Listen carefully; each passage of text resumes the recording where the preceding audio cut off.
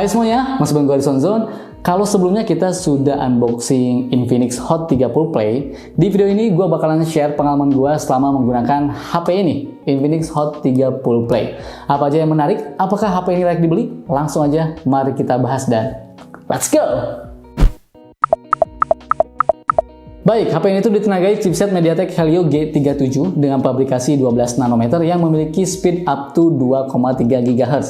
HP ini punya RAM sebesar 4 GB LPDDR4X dengan extended RAM sebesar 4 GB, sehingga total RAM yang dimiliki up to 8 GB. Sedangkan untuk storage ada dua pilihan ya, 64 GB dan 128 GB dengan tipe eMMC. Selain itu, HP ini juga mendukung ekspansi microSD up to 1 TB. Untuk OS-nya menggunakan XOS V12 yang berbasiskan pada Android 13. HP ini dilengkapi dengan baterai badak sebesar 6000 mAh yang lumayan cukup tahan untuk penggunaan lama. Didukung juga dengan teknologi pengisian daya 18 watt fast charging. Dari segi dimensi, jujur menurut gue ini agak lumayan bulky sih ya, tapi nggak begitu bulky karena mengingat ketebalannya aja ini mencapai 8,75 mm. Bobot HP ini juga mencapai sekitar 205 gram. Ya, mengingat baterai yang dimiliki HP ini gede ya, 6000 mAh. HP ini punya desain dengan sebutan Dynamic Beam Design Glass Fill yang memang secara tampilan terlihat seperti menggunakan material kaca premium sehingga mempercantik tampilan. Back covernya ini tuh terbuat dari polikarbonat ya dengan finishing glossy yang nggak mudah meninggalkan sidik jari. Sebenarnya itu glossy tapi agak-agak matte gimana ya? Ini glossy menurut gue ya, tapi nggak begitu glossy ya intinya. Tapi gue suka, kenapa? Karena ini nggak mudah meninggalkan sidik jari. Nah, kalau dilihat dari tampilan memang cukup keren ya, tapi ketika dipegang bakal berasa banget feel ya harga terjangkaunya. Jika melihat dari form faktornya, HP ini tuh menggunakan flat design yang menurut gua udah kekinian banget ya. Warna, desain back cover, dan desain kameranya juga udah mirip kayak HP mid-range kekinian. Opsi warna pada HP ini tuh terdapat 3 varian. Ada Mirage Black, kemudian Blade White, dan yang punya gua ini tuh adalah Bora Purple. Ini lagi musim banget ya, Bora Purple. Di sebelah kanannya ini tuh ada tombol volume up dan volume down dan tombol power yang juga sudah mendukung fingerprint. Di sebelah kirinya ini tuh ada SIM tray untuk 2 nano SIM dan micro SD. Di bagian atasnya ini tuh polos, gak ada apa-apa, dan di bagian bawahnya ini tuh ada jack audio 3,5 mm, mikrofon, speaker, dan port USB Type-C. Dan tentunya sudah mendukung USB OTG atau USB on the go. Cuman gue suka nih ya, ini di harga 1 jutaan, 1,2 juta, start dari 1,2 juta, tapi HP ini sudah menggunakan USB Type-C. Nah, sementara nih di bagian belakangnya ini tuh terdapat bump kamera dengan desain kekinian yang dilengkapi dengan LED flash. Dan di bagian depannya ini tuh terdapat front kamera punch hole, earpiece, dan LED flash. Sistem pendingin pada HP ini tuh menggunakan double layer graphite ya, dengan area pendinginan sangat besar yang dirancang untuk menjaga sistem tetap dingin saat beroperasi pada kondisi ekstrim. Dari sisi audio, HP ini tuh masih menggunakan mono speaker, sehingga suara yang dihasilkan kurang luas dan enggak berimbang. Suara yang dihasilkan pun menurut gua tidak begitu spesial, tentunya ya ini tuh sesuai dengan harganya. Kalau pengen spesial ya jangan harga sejutaan, tapi overall kan ini nilai poinnya adalah 6000 mAh, dipakai nonton bisa lama, speakernya juga ya mono tapi udah lumayan lah. Sementara nih untuk sensor-sensor pada HP ini juga menurut gue ini terbilang lengkap ya. Terdapat diantaranya seperti accelerometer, pokoknya kalian bisa lihat deh sendiri ya. Bahkan kalau bisa kalian perhatikan, ini ada sensor giroskop. Jadi walaupun virtual, menurut gue ini sudah dilengkapi dengan giroskop sensor.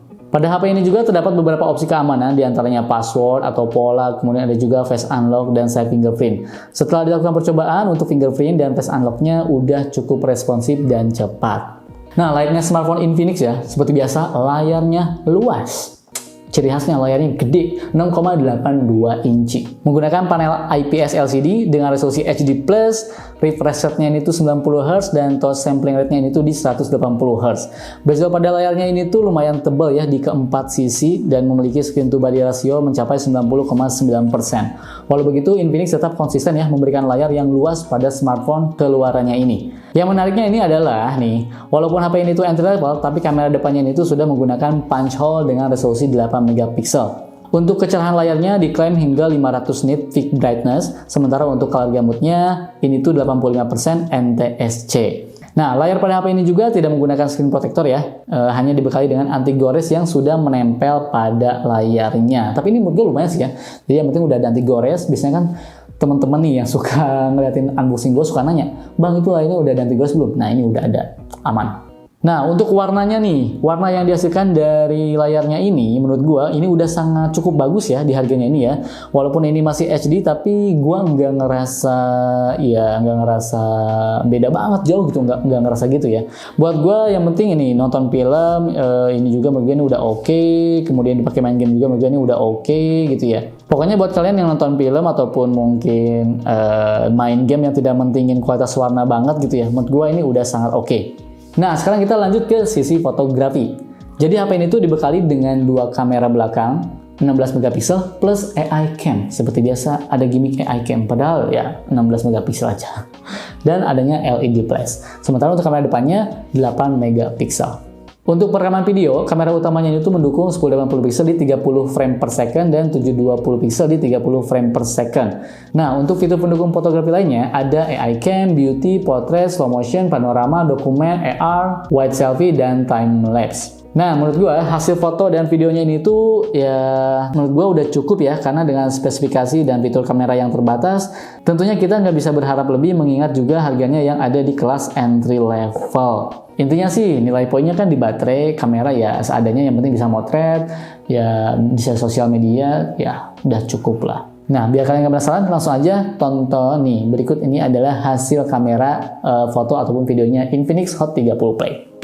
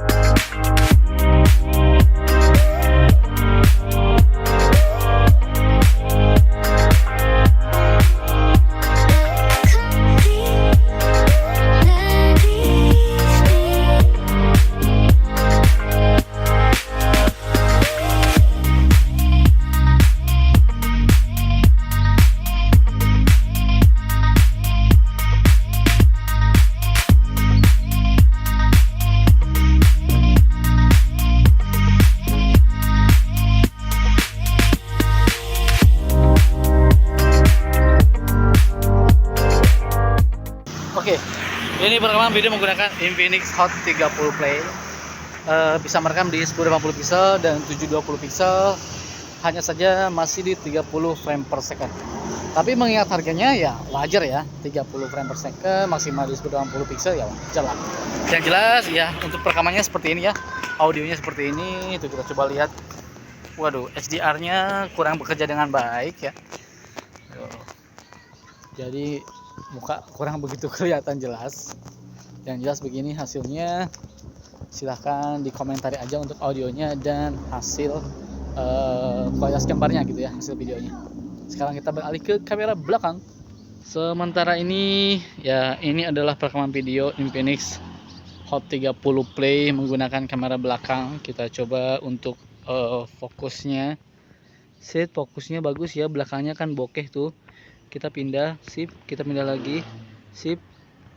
Fokusnya cukup cepat, cuman exposure-nya tuh kayak nggak konsisten gitu ya. Kadang-kadang tuh ada jeda berlebihan gitu ya, over exposure gitu berlebihan sebentar tuh jedanya. Tapi nggak masalah sih ya, karena mengingat ini harganya terjangkau karena ini entry level ya, jadi kita nggak bisa begitu berharap banyak. Kalau misalnya entry level tuh mau kameranya juga nggak bisa berharap banyak, karena memang selling pointnya ada di baterainya, layarnya yang luas gitu ya. Oke, kita lihat ke atas seperti ini.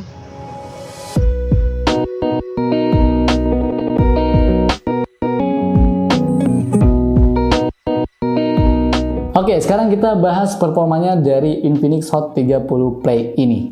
HP ini tuh menggunakan chipset MediaTek Helio G37. Ini adalah chipset keluaran 3 tahun yang lalu ya. Dan sekarang tuh gue lakukan pengujian di beberapa aplikasi benchmark, dan hasilnya ini tuh seperti ini ya.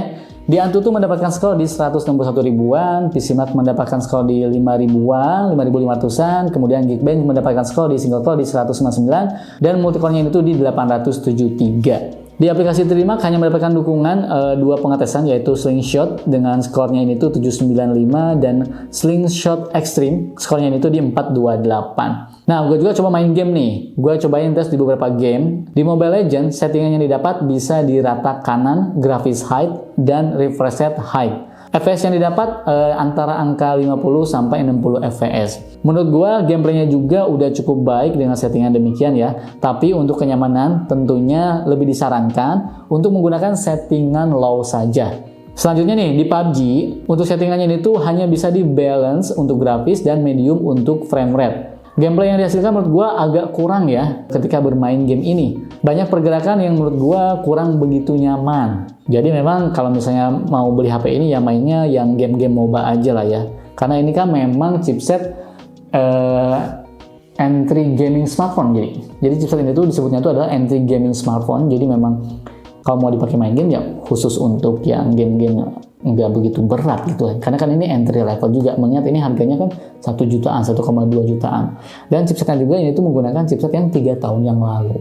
Tapi overall ya, menurut gua nih, walaupun menggunakan chipset yang lama, performa yang dihasilkan menurut gua masih sangat oke untuk digunakan aktivitas harian gitu. Mau orang tua, adik, anak sekolah, menurut gua masih oke. Nah, gue juga nih coba untuk menguji ketahanan baterai HP ini. Gue lakukan tes di PCMark, hasilnya ini tuh 18 jam 3 menit. Sedangkan nih untuk pengujian sebagai daily driver, gue coba buat aktivitas seperti scrolling sosmed, TikTok, streaming YouTube. Selama 1 jam hanya menghabiskan daya sebesar 7%.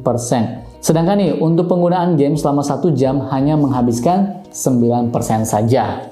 Kemudian nih untuk ngecasnya, HP ini tuh butuh waktu sekitar 2 jaman untuk mengecas dari kondisi 18% hingga 100%. Ya menurut gue ini agak lama ya, walaupun ini sudah 18 watt, tapi mengingat baterainya juga gede sih. Tapi overall nggak masalah ya, karena kan selain ngecasnya juga agak lama, tapi baterainya juga cukup awet.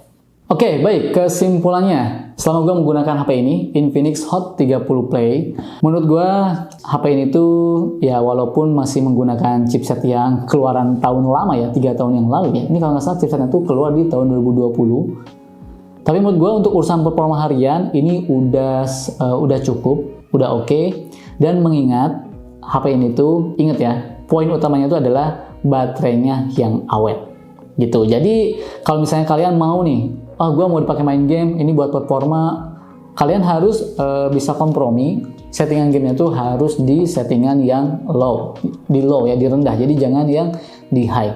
Karena apa? Karena supaya kalian nyaman juga bermain game.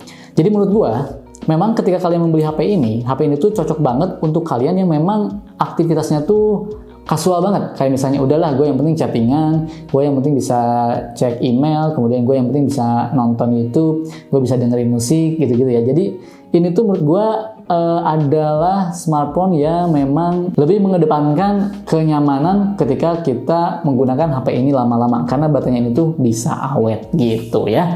Oke, paling itu aja kali ya video kali ini.